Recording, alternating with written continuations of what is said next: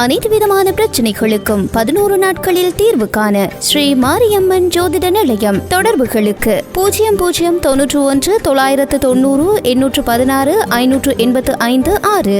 உங்கள் ராஜேந்திரா சேல் கோலாகல March clearance sale March 1 முதல் 31 வரை 60% வரை தள்ளுபடி விலையில். ராஜேந்திராஸ், நேரு வீதி, பாண்டிச்சேரி. வணக்கம் தலைவா. சொல்லுங்க தலைவரே, எப்படி இருக்கீங்க? நல்லா இருக்கேன். இன்னைக்கு மேட்ச் தல தரிசனம் மட்டும்தான் சிஎஸ்கே ஃபேன்ஸுக்கு கிடைச்சதுன்னு கண்டிப்பா கண்டிப்பா ஒரு பிரமாதமான நாக். கேஎல் ராகுல் ரொம்ப வருஷத்துக்கு அப்புறம் ஐபிஎல்ல இந்த மாதிரியான நாக் வந்து கேஎல் விளையாடுறத பார்க்க முடியுது. ஆமா, மேட்ச் நிறைய சொதப்பல்கள் நான் பார்த்தேன். அதாவது ஒரு பெரிய காஜி ஒன்று ஆட்டு போயிட்டாரு ஜடேஜா. அவரை நம்பர் 4 இறக்கி விட்டாங்க. இருந்தாலும் என்ன வேலை அவர் வழக்கமா பண்ணுவாரோ அது கரெக்டா பண்ணிட்டு போயிட்டாரு. நல்லா பார்த்துட்டு போயிட்டாரு. கடைசியா பாவம் மொயின் பாயும் தோனி தான் மேட்ச் முடிச்சாரு. கொஞ்சம் மரியாதையான ஒரு டோட்டல் கொண்டு வந்தாங்க. ஆமா, ஆனா கம்ப்ளீட்டா ஒரு ஒரு கிளாஸான ஒரு இன்னிங்ஸ் விளையாடி கேஎல் வந்து மேட்ச் அப்படியே டார்கெட்டே இல்லாத மாதிரி பண்ணிட்டாங்க. இவ்வளவு தூரம் பண்ணிட்டு டார்கெட்லாம் பண்ணிட்டாங்க. நான் வந்து செகண்ட் இன்னிங்ஸ் ஸ்டார்ட் பண்ணும்போது ஏதோ எதிர்பார்த்தேன், ஏதோ ஒன்று பண்ணுவாங்க இவங்க சிஎஸ்கே பவுலர்ஸ், ஏதோ பண்ணுவாங்கன்னு பார்த்தேன். டிகாக்கும் சரி கேஎல் சரி வேற லெவலில் கொண்டு போயிட்டாங்க. நீங்க என்ன பாக்குறீங்க? சென்னை வந்து நம்ம லாஸ்ட் டைம் நேற்று ப்ரிவியூ பேசும்போது சொல்லியிருந்தோம், மிச்சலை உட்கார வச்சுட்டு மொயின் அலியை கொண்டு வருவாங்க. பர்ஃபெக்டான மூவ் கொண்டு வந்துட்டாங்க. ஆனால் இன்னுமே சென்னைக்கு வந்து அந்த மிஸ்ஃபயரிங் டாப் அது வந்து எப்போவுமே ஒரு பிரச்சனையாக வந்துட்டு இருக்குது. எஸ், மும்பை கூட தப்பிச்சிட்டாங்க, ஏன்னா வந்து ருத்ராஜ் ஃபார்ம் கிடச்சி இன்றைக்கி ருத்ராஜ் காலி ஆயிடுச்சு. என்ன ஒரு ஆகுதுன்னா, இப்போது ஒரு டோர்னமெண்ட்டோட மிட் பாயிண்டில் நம்ம இருக்கோம். இப்போ கிட்டத்தட்ட எல்லா டீமும் ஆல்மோஸ்ட் கிட்டத்தட்ட பாதி கேம் ஆடிட்டாங்க. இதுக்கப்புறம் இன்னும் சில டீம் வந்து ஃபார்ம் எடுத்து மேலே வரும், இன்னும் டீம் ஃபார்மில் இருக்க டீம் அப்படியே ஸ்லைடாகலாம் வரும் போகும். ஆனால் சென்னை இன்னுமே வந்து சில விஷயம் விசிபிளாக தெரியுது. ஃபஸ்ட்டு விஷயம் என்னென்னா, ஹோமை விட்டுட்டு அவங்க அவே போனாங்கன்னா அவங்களோட போலிங் ரொம்ப பூராக போயிருக்கு. எக்ஸாம்பிள் 4 அவே கேம் ஆடிருக்காங்க. அந்த 4 அவே கேம்லையும் அந்த மொதல் விக்கெட் எடுக்கும் போது ஆல்மோஸ்ட் கிட்டத்தட்ட 50 வந்துடுறாங்க. ஒரே ஒரு மேட்ச் மட்டும் தான் 50 கம்மியாக விக்கெட் எடுத்தாங்க. ஆனால் அதுவும் எப்போ கொடுத்தாங்கன்னா கிட்டத்தட்ட 3 ஓவருக்குள்ளே 46 ரன் எஸ்ஆர்எச் அடிச்சிட்டாங்க. அதுக்கப்புறம் தான் விக்கெட்டே விழுந்துச்சு. அந்த ஒரு அபிஷேக் சர்மா ஒரு சூறாவளி அடிச்சுட்டு போனேன். மற்ற 3 மேட்ச்லையும் பார்த்தீங்கன்னா ஆல்மோஸ்ட் 10 ரன் கிட்ட. டெல்லி கூட டிசி வந்து அப்போ அதில் பார்த்துருந்தாங்க, அவங்க கூட ஒரு 10 எக்கானமி அடிக்க வச்சுருக்காங்க. மும்பை வந்து 7 ஓவரில் 70 அடிக்க விட்டாங்க. இன்றைக்கி 130 அடிக்க விட்டுருக்காங்க. இந்த ஹோம் கண்டிஷன் எடுக்கிற அந்த பவுலர்ஸ் ஏன் அவையில் வந்து எடுக்க மாட்டாங்க? இது அவங்களோட மிகப்பெரிய மிஸ்ட்ரி. இதை பார்க்கணும். பவர் பிளேல ஒரு கன் பவுலர் இல்லை. அந்த கன்னை இப்போ பாலை கையில் கொடுத்துட்டா எனக்கு விக்கெட் வேணும், இல்லை அவர் கொடுக்குற ப்ரெஷரில் அடுத்த எண்ணில் வந்து ஒருத்தர் விக்கெட் எடுக்கணும். பல காலமாக வந்து இப்போது சிஎஸ்கே வந்து 2018 திருப்பி உள்ளே வந்ததுக்கப்புறம் உங்களுக்கு வந்து தீபக் சாஹர் வந்து அந்த ஒரு பவுலர் இருந்தார். பவர் பிளேலேயே 4 ஓவர் முடிச்சு விட்ருவார். அதில் 2 விக்கெட்டாக எடுத்துருவார். சும்மா பாலை வந்து வெளியிலையும் உள்ளேயும் ஸ்விங் பண்ணி பண்ணிட்டு இருப்பார். ஆஃப்டர் தீபக் சாஹர் அந்த இன்ஜுரிக்கு அப்புறம் பழைய தீபக் சாஹர் இருக்காருன்னு கேட்டால் கிடையாது. எஸ், இதே ரோலை வந்து தேஷ்பாண்டே கிட்ட சொன்னாங்க. தேஷ்பாண்டே சில பிச்சில் அவரோட பால் வந்து அடிக்க கஷ்டமாக இருக்குது. அந்த லாங் பால் போடுறாரு, உங்களுக்கு வந்து பேஸ் கட் பண்ணிலாம் போடுறாரு. பட் ஆனால் விக்கெட் எடுக்க மாட்டார். ரன்னும் கொடுக்குறாரு, ஆனால் விக்கெட்டும் எடுக்க மாட்டார். இதுக்காக தான் அவங்க வந்து அந்த ஃபாரின் பேரை கொண்டு வந்தாங்க. பத்தீரனாவையும் ஃபிஸ்ஸு கொண்டு வந்ததே இந்த பவர் பிளே விக்கெட் எடுக்கிறது தான். ஆரம்ப கட்ட மேட்ச்சில் சூப்பராக விக்கெட் எடுத்தார். பட் அதுக்கப்புறம் ஃபிஸ் கிட்ட அந்த ஃபிஸ் மிஸ் ஆகிட்டு போயிட்டு வந்துட்டு. ஸோ இந்த போலிங் காம்பினேஷன் வந்து சென்னை கண்டிப்பாக க்யூர் பண்ணி தான் ஆகணும். ஏன்னா இப்போ கிளீசனை சைன் பண்ணியிருக்காங்க. இப்போ வந்து Devon Conway outer Gleeson sign பண்ணி, இப்போ கிளீசன் உள்ளே கொண்டு வருவாங்களா? ஏன்னா ஃபிஸ் வந்து May 1 அப்புறம் எங்கேயோ இது அவங்க இன்டர்நேஷனல் டூர் கமிட்மெண்ட்ஸுக்கு போகிறாங்க. ஸோ கிளீசன் உள்ளே கொண்டு வந்து ஃபிட் பண்ணுவாரா? அது சிஎஸ்கேக்கு ப்ளஸ் ஆகுமா மைனஸ் ஆகுமா தெரியல. இது ஒரு போலிங் சைடில் பிரச்சனை. பேட்டிங்கில் பிரச்சனைனா டாப் 2 அந்த டாப் 3 தொடர்ச்சியாகவே வந்து ஒரு கன்சிஸ்டன்சி இருக்க மாட்டேது. ருத்துராஜ் 2 மேட்ச் ஃபார்ம் வந்தார்னு பார்த்தா இன்றைக்கி வந்து ஒரு நத்திங் ஷாட்டில் வந்து இன்றைக்கி ஒரு அவுட் ஆகிட்டு போனார். அஜின்கே ரஹானே அவர் நீங்கள் வந்து அவர் பாட்டுக்கு அவரை விட்டிங்கன்னா அவர் ஒரு எண்டில் வந்து அவர் பாட்டுக்கு வந்து அடிச்சுட்டு போயிடுறாரு. பெருசாக வந்து டென்ட் பண்ணி விடாமல். போன சீசனில் 170 ஸ்ட்ரைக்கரில் அடித்த மனுஷன் இதில் இப்போ தான் 140 150 அடிச்சுட்டு போகிறார். பட் அவர் அடிக்கும் போது ஒன்றும் பெருசு இல்லை. தொடர்ச்சியாக வந்து ஒரு ஹெய்டன் மாதிரியோ இல்லை வந்து ஒரு ஃபேஃப் டு பிளஸி மாதிரியோ போலர்ஸை டேக் ஆன் பண்ணுறாருன்னா கிடையாது. அவர் ஒரு 2 அடிச்சுட்டு அவர் பாட்டுக்கு போயிடாரு. ரச்சின் ரவீந்திரா இன்றைக்கி ஒரு பீச் ஆஃப் டெலிவரியில் அவுட் ஆனார். மோசின் கான் என்ன கிரெடிட் கொடுத்தாலும் ரச்சின் ரவீந்திராவோட ஃபுட் மூமெண்ட் மிஸ் ஆச்சு. இந்த டாப் ஆர்டர் அந்த ஜகிள் மாற்றுறாங்க பார்த்தீங்களா?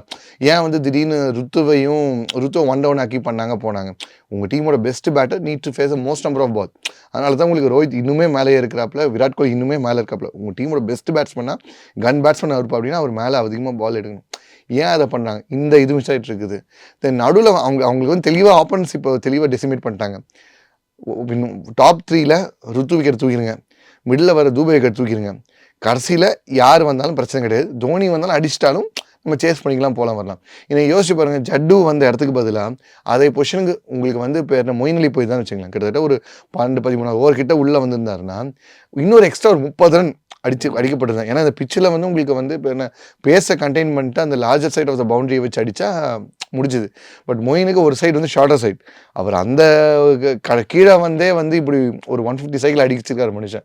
கொஞ்சம் மேலே அமைச்சிருந்தா இன்னொரு 20 ரன் 30 ரன் கொடுத்துருந்தா ஒரு ஃபைட்டிங் டோட்டில் போயிருக்காங்களே.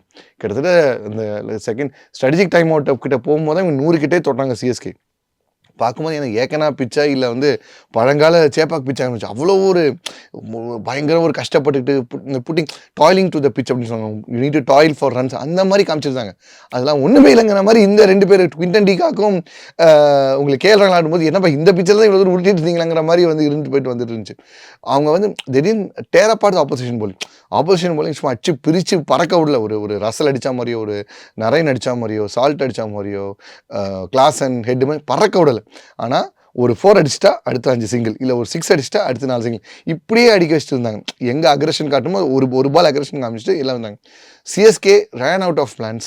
உங்களுக்கு ஏன் வந்து டூபைக்கு இப்போ ரோஹித் சர்மாவே வந்து சொன்னாங்க, இம்பாக்ட் பிளேயர் ரூல் எனக்கு பெருசாக எனக்கு வந்து உடன்பாடு கிடையாது, டூபைலாம் போலிங் போடணும், டூபை ஒரு ட்ரை பண்ணியிருக்கலாம், ரச்சின் ரவீந்திரா கிட்ட இன்னொரு ஸ்பின் ட்ரை பண்ணியிருக்கலாம், போயிருக்கலாம்.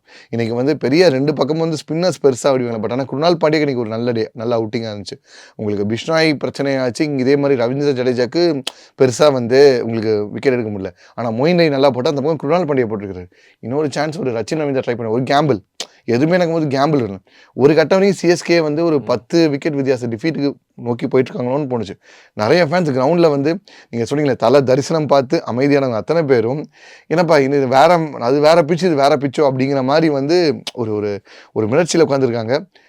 அகைன் இப்போ சிஎஸ்கே வந்து அவே டூரில் வந்து அவே லெக்கில் வந்து ஒரு வின் ப்ளஸ் அந்த 3 லாஸ் கன்னியூ ஆகிட்டுருக்கு. அண்டு நம்ம நேற்று பேசுகிற போது தான் சொன்னோம், பெரிய டீமில் அடிச்சிருவாங்க, இந்த சின்ன டீம் அப்படின்னு சொல்லியில் வந்து எதிர்பாராத டீம், மேட்சப்பே இல்லைப்பா இவங்கலாம், ஆன் பேப்பரில் இவங்க மேட்சப்பே இல்லைப்பா அப்படின்னு சொல்கிற டீம் தான் அடிச்சுட்டு போயிடுவாங்கன்னு.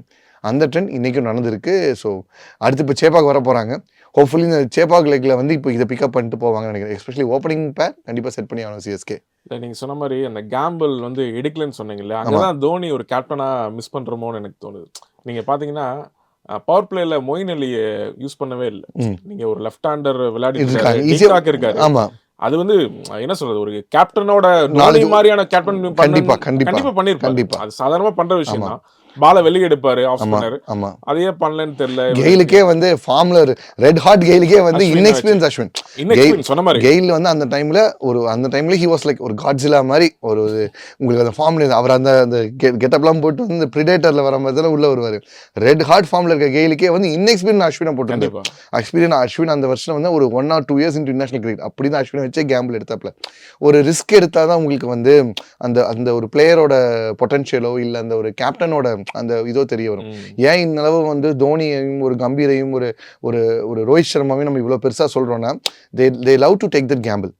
I mean Gambhir 2012 IPL finals நல்ல எக்ஸாம்பிள். 2000 ஐபிஎல் ஃபைனல்ஸ் சும்மா வந்த எல்லா டீமும் ரேம்பேஜ் பண்ணிட்டு வந்தாங்க. CSK hattrick of titles confirm. 190 2012 190 Chepauk பிச்சில் அடிச்சு நீங்கள் படுத்துடலாம். டிவி பார்த்துட்டு இருக்க லேப்டாப்பே டிவி ஆஃப் பண்ணி படுத்துறாங்க. நாளைக்கு ஜெயிச்சிருவாங்க போய் எப்படி ஃபோட்டோ வரும் பார்த்துக்கலாம்னு சொல்கிறான். மன்விந்தர் சிங் பிஸ்லான்னு அந்த பிளேயர் இப்போ எங்கே போனான்னு கூட தெரியல. மன்விந்தர் சிங் பிஸ்லா மேலே வச்சு ப்ரொமோட் பண்ணி அடிக்க வச்சாரு. அண்ட் ஜாக்கஸ் காலிஸ் கிட்ட இருந்து ஒரு அக்ரெஷன். ஜாக்கஸ் காலிஸ் என்ன பண்ணுவாப்ல, ஒரு ஆங்கர் பண்ணி ஆடுற பேட்ஸ்மேன் ஜாக்கஸ் காலிஸை வச்சு அடிச்சாப்ல. அங்கே தான் கம்பீர் தனியாக தெரிகிறாரு. ரோஹித் சர்மா நம்ம ஏன் சொல்கிறோம், ஜெயந்த் யாதவ்னு ஒரு unknown player, Jayant Yadav அனுகூல் Rai player. எப்போல்லாம் சிஎஸ்கே வர்சஸ் மும்பை இங்கே சேப்பாக்கில் இந்த 2 பிளேயர் டியேட் வந்தாங்க. மற்ற மும்பை மேட்ச் வரவே மாட்டாங்க. இவங்க யாரோ ஒருத்தவங்க வருவாங்க, சேப்பாக் ஸ்பெஷல்னு சொல்லி விக்கெட் எடுத்துருவாங்க, போயிடுவாங்க. இந்த மாதிரி அந்த மேட்சப்பை வந்து மாஸ்டர் பண்ணும். அங்கே தான் வந்து ஒரு கேப்டன் தனியாக தெரிகிறாப்புல. இதில் வந்து மாஸ்டர் தோனி அப்புறம் இந்த மாதிரி சிஷியங்கள் இருக்காங்கன்னா, Rutu has a lot to catch up. இப்போ தலையோட லாஸ்ட் சீசன் அடுத்த வருஷம் ஆடல இம்பாக்ட் பிளேயராக இல்லை, எந்தவித ஒரு கான்க்ரீட் பதிலும் அவர்கிட்ட இருந்து வரல. அப்படி இருக்கிறச்ச ஃபீல்டு பிளேஸ்மெண்ட் அவரே பார்த்துக்கிறாரு. நீங்கள் மேட்சை பார்த்தீங்கன்னா ஃபீல்ட் பிளேஸ்மெண்ட் அவரே பார்த்துக்கிறாரு, பேசிக்காக சொல்கிறது எல்லாம் பார்த்துக்கிறாரு. பட் போலிங் சேஞ்சோ இல்லை ஒரு சஜஷனோ கேட்கணும். ஏன்னா தட் ஒரு ஃப்ரான்ச்சைஸில் அவங்க என்ன பார்ப்பாங்க, எல்லாத்துக்கும் நீ அங்கே போய் கேட்கறத விட இதை நான் பண்ணுறேன், இதுக்கு சப்போர்ட் பண்ணுங்க அப்படின்னு சொல்லி டிஃப்ரெண்ட்டாக இருக்கும்ல. இல்லை ப்ரோஆக்டிவாக கேட்கணும். நான் என்ன நினைக்கிறேன்னா, இது அப்படியே கண்டினியூ ஆயிட்டு இருந்துச்சுன்னா தோனி அவர் டேக் ஓவர் பண்ணிக்குவான்னு சொல்ல வரல. பிளேஸ்மெண்ட்ஸ் எல்லாம் அவர் பண்ண ஆரம்பிக்க வாய்ப்பு இருக்கு. போலிங் சான்ஸ் மாத்தி கொடுங்க, இயல்பாவே பண்ண வாய்ப்பு இருக்கு. எனக்கு இந்த என்ன சொல்றது, நீங்க சொன்ன மாதிரி தல தரிசனம் சொல்றாங்க இல்லையா, இது ஏதாவது இந்த தொடர்ந்து சிஎஸ்கேவோட இந்த வின்னிங் மென்டாலிட்டியை பாதிக்குமோன்னு எனக்கு தோணுது. ஒன்றும் இல்லை தலைவர், நான் சிம்பிளாக எனக்கு ஒரு தோன்ற விஷயம் என்னன்னா, சிஎஸ்கே ஃபேன் என்ன எதிர்பார்க்குறான்? சிஎஸ்கே ஃபேன் சிஎஸ்கே ஜெயிக்கணும் ஃபர்ஸ்ட், இன்னொன்று தலை தோனி ஆட்டத்தை பார்க்கணும் சொல்றதை நான் ஒத்துக்க மாட்டேன். தல தரிசனம் பார்க்கணும், இன்னிங்ஸ் பேட்டிங் வந்து பார்க்கணும், தோனியோட பேட்டிங்கும் பார்க்கணும். இன்னும் சொல்ல போனா தோனி நடந்து வரத பார்க்கணும். ஆமா, நடந்து வரத பார்க்கணும். ஒரு பாட்டு போடணும், பிஜிஎம், அதுல ஹுக்கும், அப்புறம் பேடாஸ் எல்லாம் லைனா இப்ப பாட்டு வச்சிருக்காங்க போறாங்க. இது என்ன ஆகுதுன்னா, நீங்க தல தரிசனம் இன்னைக்கெல்லாம் பயங்கரமா விளையாடினாரு. அந்த எக்ஸ்ட்ரா கவர் 4 6 எல்லாம் பண்ணாரு. ஏபிடி ஸ்கூப், தில் ஸ்கூப், வந்து தோனி ஸ்கூப் மாதிரி ஒரு ஸ்கூப். அவர் பாட்டுக்கு வந்து போலரோட அந்த ஒரு அந்த இன்எக்ஸ்பீரியன்ஸை பர்ஃபெக்டா யூஸ் பண்ணிட்டாப்ல. இன்எக்ஸ்பீரியன்ஸ் போலர்னு தெரியும், நல்லா வெளில வந்தாச்சு. கொஞ்சம் சென்சிபிளா இருக்க ஆள் இருந்தால் காலுக்கு போட்டுக்கலாம், திருப்பி அதுல இருந்த தூக்கி போட்டு அது பாட்டுக்கு போ. அவரோட அந்த 2004 ஆரம்பிச்சு 2019 முடிஞ்ச அந்த கரியர்ல ஒரு ஷாட் கூட பின்னாடி கீப்பர் மேல போய் பார்த்தது இல்லை. ஆனா இன்னைக்கு அந்த ஷாட்டை பார்க்க முடியுது. சோ அவர் எவல்யூஷன் ஆகி பண்ணிருக்காரு. 2004 பண்ண மாதிரி ஒரு ஞாபகம் இல்ல, இந்த மாதிரி பண்ணல, ஒரு பேடல் ஸ்வீப்போ இல்ல திருப்பி பண்ணிருக்காப்ல. பட் இதுல வந்து ஒரு ஏபிடி பார்த்து எதிர்பார்த்திருக்கோம். ஒரு ஸ்கூப், தில்ஷான் தான் ஃபர்ஸ்ட் ஸ்கூப் ஆனது. மரிலியர் ஆரம்பிச்சு, மரிலியர், தில்ஷான், ஏபிடி, சூரியகுமார் யாதவ். திடீர்னு பார்த்தா தோனி அதை பண்ணிட்டு இருக்கும் போது என்ன அவர் எவல்யூஷன் ஆயிட்டு வரல. அந்த இன்டென்ட் அந்த எவல்யூஷன் பண்ணிட்டு வராரு. சிஎஸ்கே ஃபேனை பொறுத்த வரைக்கும் அதை பார்த்தானா முடிச்சிடலாம் தவிர இந்த லாஸை வந்து ஏன் பார்த்துக்க மாட்டோம், தலை பார்த்துக்குவாருங்கிறாங்க, விச் இஸ் குட். ஏன்னா அதை தான் வந்து அந்த பிராண்ட் இப்போ மற்ற ஃப்ரான்ச்சைஸ்லாம் வந்து ஏகப்பட்ட ஷஃபிள்ஸ் அது இதுன்னு வரும்போது இங்கே அந்த ஒரு ஐகான் கான்ஸ்டன்டாக இருந்துட்டு போயிட்டு வந்துட்டு இருக்காரு. பட் எவ்வளோ நாளைக்கு அந்த ஒரு விஷயமும் இருக்கு. இந்த சின்ன சின்ன கேமியோ, அந்த கேமியோ எனக்கு இல்லைன்னா எல்எஸ்ஜி இந்த மேட்சை சீக்கிரம் முடிச்சுட்டு போயிருப்பாங்க. கிட்டத்தட்ட இப்போ இந்த ஸ்கோர் கடைசி ஒரு ஓவர் பாக்கியில் அடிச்சிருக்காங்க. இந்த ஸ்கோரை வந்து அந்த ஒரு 20 ரன் கிட்ட அந்த அடிச்சல 3-15 சீக்கிரம் முடியும். 15 ஓவர் கிட்ட போகும்போது 134 டார்கெட். அந்த தோனியோட இன்னிங்ஸையும் அந்த பக்கம் உங்களுக்கு மொயின் அலியோட இன்னிங்ஸ் அந்த 42 ரன் 2 பேர் அடிச்சது 30, இங்கே பக்கம் அடிச்சது 5 6 3 4 கிட்ட அடிச்சாங்க. அது அப்படியே தள்ளிட்டோம்னா ஒன்றுமே கிடையாதுங்க. ஸோ இவங்க என்னைக்கு வந்து அதை ஏற்ற மாதிரி வந்து அதுக்கேற்ற அப்ரோச்சை பார்க்குறாங்க, யாரை எங்கே மேலே ப்ரொமோட் பண்ணணும் இறக்கணும் அதை பார்க்குறாங்க.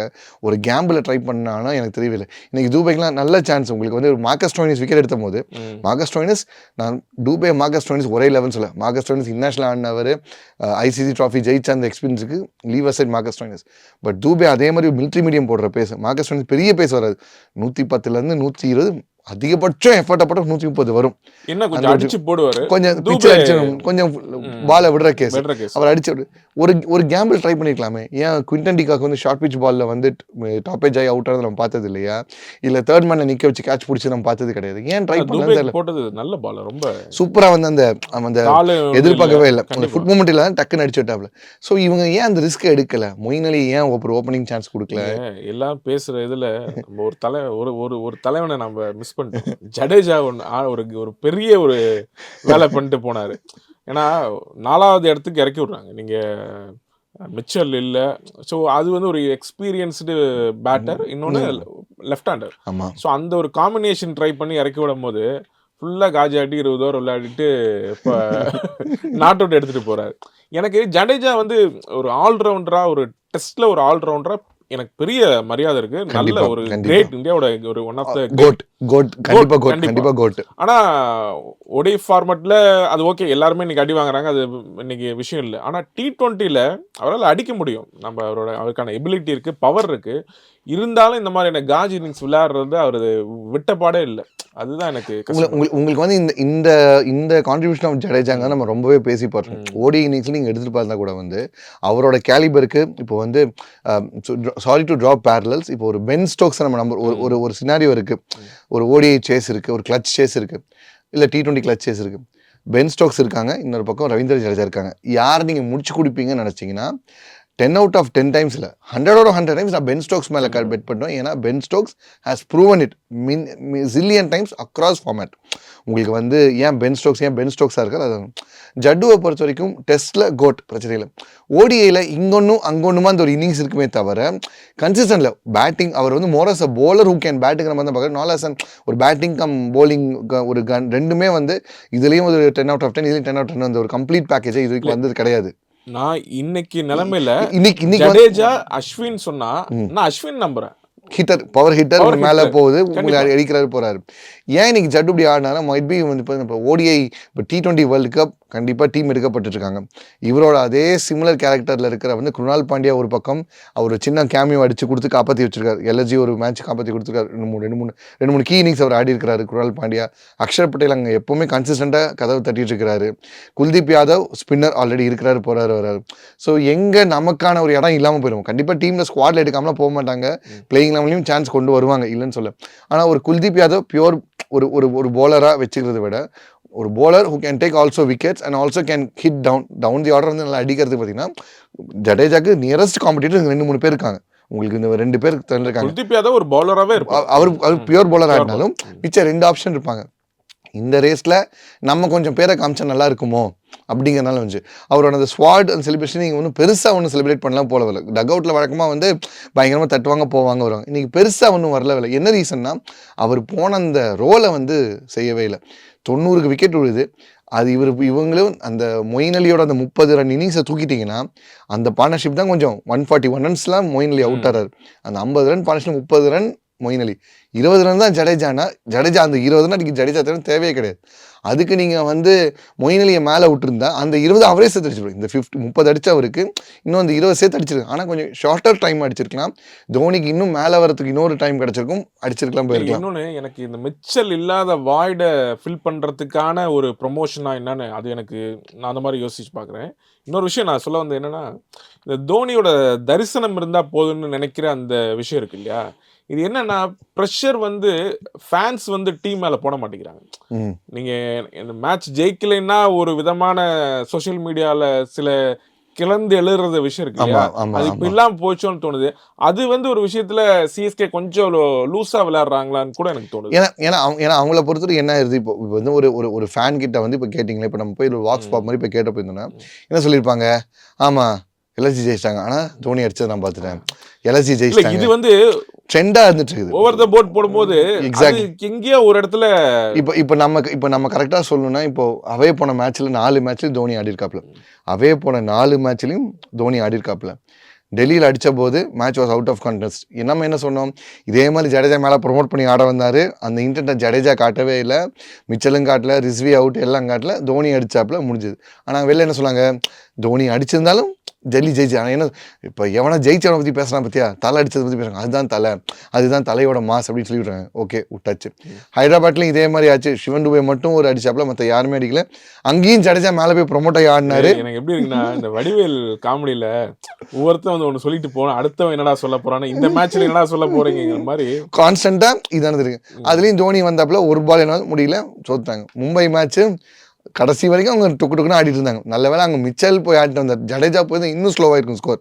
அந்த 20 தோனி அடித்ததுனால தான் 107 80 போச்சு. ரைட். என்ன இல்லை, நீங்கள் சொன்ன மாதிரி இந்த வருஷம் வந்து என்னன்னா, சிஎஸ்கேவோட ஒரு யூஎஸ்பின்னா என்ன சொல்ல முடியும்னா, தோனியோட கடைசி தோனியோட கிளம்ப போறாரு.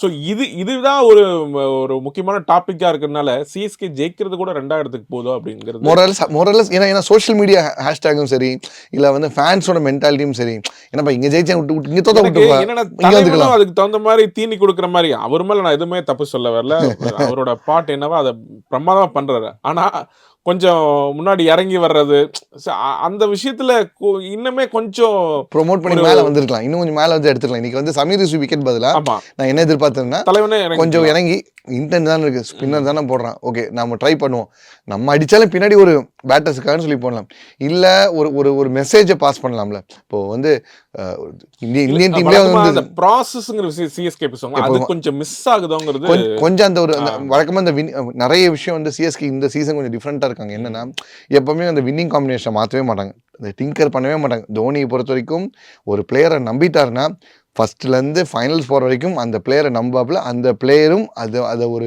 அது மேலே நம்பிக்கையை வச்சு கண்டிப்பாக வந்து பே பண்ணுவாப்புல. முரளி விஜய் 2011-12 அப்படி தான் பே பண்ணி கொண்டு வந்தாப்புல. ஃபேப் டூ பிளஸி அப்படி தான். வாட்சன் 2018 and 2019 ஃபைனல்ஸ் இந்த பிக் மேட்ச் பிளே வந்து அப்படி தான். அதுதான் தோனியோட மற்ற லீடருக்கும் தோனிக்கு டிஃப்ரென்ஸ் என்னன்னா, இந்த பெருசாக வின்னிங் காம்பினேஷன் டிங்கர் பண்ணவே மாட்டாங்க. ஆனால் இந்த முறை டிங்கரிங் நிறைய நடக்குது. ஒன்று. ரெண்டாவது ஓப்பனிங் சாலிடாக இருக்கும் சிஎஸ்கே. இந்த ஓப்பனிங் இப்போ இந்த முறை வந்து மிஸ் மேட்ச் ஆகிட்டு இருக்குது. ரொம்ப வந்து உங்களுக்கு வந்து ஒரு ஃப்ளப்பர் மாதிரி வந்து டப்படப்படம்னு வந்து இப்போ அடிச்சிருவாங்களா அவுட் ஆயிடுவாங்களா அந்த மாதிரி ஒரு பயத்திலே வச்சிருக்காங்க. அது பிரச்சனை இல்லாதது ஒரு பெரிய கான்வே ஏன்னா கான்வே கிட்ட இருக்க அதே சாலிடாரிட்டியை Rachin who is fairly youngster எதிர்பார்க்கறது நம்ம வந்து ஒரு தப்புன்னு சொல்ல முடியாது. ஏன்னா ஒரு வேர்ல்டு கப்பில் ப்ராடிஜி மாதிரி கொளுத்துனார் அந்த ரச்சின் ரவீந்திரா தப்பில். பட் அவருக்கான ரோல் கிளாரிட்டி என்னன்னு கொடுக்கணும். போய் சீத பால் சுனில் நாராயணன் கொடுத்த மாதிரி சீத பால் ஹிட் த பால் பிளாஸ்ட் பண்ணிட்டு வா நாங்கள் பார்த்துக்கிறோம். அந்த மாதிரி ஒரு லைசன்ஸ் டு அட்டாக் கொடுத்தாங்களான்னு தெரியல. கொஞ்சம் ஆடுற மாதிரி தான் இருக்கு. ஓகேங்கிற மாதிரி தோணுது. ஏன்னா அவர் பெரிய வருஷம் ரஞ்சில பெரிய ஃபார்ம்ல இல்ல, இருந்தாலும் அவரோட பேட் கொஞ்சம் ரன்ஸ் வந்துட்டா இருக்கு. பெருசா வந்து டைமிங்ல அடிச்சிடாரு. பவர் இல்லைனாலும் அந்த நம்ம போய் வந்து டேரிங் அப்பாட் இல்லாம கொஞ்சம் கிளாஸியா ஆடிறாரு. பட் அந்த பக்கம் ஒருத்தர் வந்து அட்டாக் டு ஆப்போசிஷன் பண்ணும்ல, அது அங்க மிஸ் பண்றாங்க. ருத்ராஜ் கொஞ்சம் சொதப்பனது அந்த காம்பினேஷன் அப்படியே கொஞ்சம் மாத்தி வச்சிருக்கு. இன்னொரு முக்கியமான விஷயம், பவர் பிளேல அவங்க விக்கெட் எடுக்க போலர்ஸ் வந்து அவங்க திணறாங்க. உங்களுக்கு வந்து இப்போ அவே மேட்சஸே நல்ல எக்ஸாம்பிள். அவே ஹோம்ல நீங்க பிச்சை வந்து நீங்க ஸ்லோ பண்ணி போட்டுருவீங்க, இல்லை நீங்க வந்து கண்டிஷனை கரெக்டாக ரீட் பண்ணி உங்களுக்கு எதாவது போலர் வச்சிருக்கீங்க போய் பிரச்சனையே கிடையாது. பட் அவையிலையும் ஜெயிக்கணும்ல. இப்போ நம்ம சாண்ட்னரை எங்கேயே மிஸ் பண்றோமா? மோரார்லெஸ் வந்து கிட்டத்தட்ட வந்து அது ஒரு ஒரு ஒரு அவரை வந்து ஒரு அவ்வளோ அவரை மாதிரி ஒரு கேலிபர் இருக்க பிளேயரை வந்து நம்ம ஏன் உட்கார வச்சுட்டு இருக்காங்கன்னு கிடையவே இல்லை. இல்லை உங்களுக்கு வந்து அந்த இப்போ இதே மிச்சல உட்கார வச்சு என்ன சொல்லுவாங்க, 14 கோடி கொடுத்துட்டு வெளில உட்காந்துருக்கான் அப்படின்னு சொல்லுவாங்க.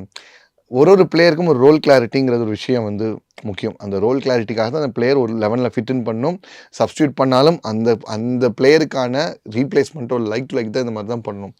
அதில் பெரிய டீம்ஸான ஒரு சென்னை சூப்பர் கிங்ஸும் ஒரு மும்பை இந்தியன்ஸும் ஒரு ஆர்சிபியுமே வந்து தொடர்ச்சியாக வந்து சொதப்பல்கள் பண்ணுறாங்களோன்னு வந்து எனக்கு வந்து தோணுது. அது ஒரு இம்பாக்ட்ஸ் ஆஃப் ரூல் வச்சு ஆக்சுவலாக பார்த்தீங்கன்னா இம்பாக்ட்ஸ் ஆஃப் ரூல் வச்சு இந்த மாதிரி டீம்லாம் சும்மா வேறு லெவலாக வந்து போகணும்.